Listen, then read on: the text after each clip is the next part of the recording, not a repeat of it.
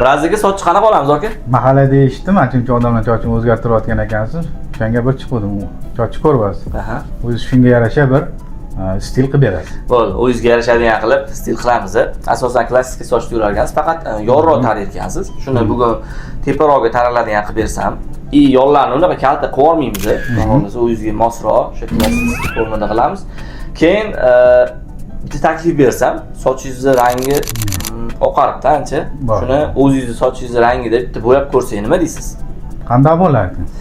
Xolis xavotir olmang, bir xil masalan qop-qora qilib qo'yaylik, unaqa qop-qora qilmaymiz, o'zingiz sochingizni o'sha to'q jigar rangda qilamiz. Masalan ko'zingiz rangiga ham tushadi. O'zingiz sochingizni rangida qilsak bilinmaydi ham bunaqa bo'yalgani.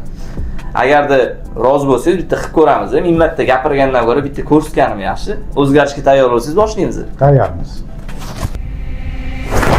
Qalay bo'ldi Muraz aka? Gap yo'q, zo'r chiqdi.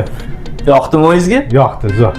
Rangi qanaqa rangi? O'zinikidek bo'lganmi aka? Xuddi o'zidek bo'lgan rangi. Menimcha aka -10 yoshga yoshardingiz. Ya 10 emas, 15 yosh desam bo'laveradi. Sog' bo'ling. Yoqqandan xursandman aka, salomat bo'ling.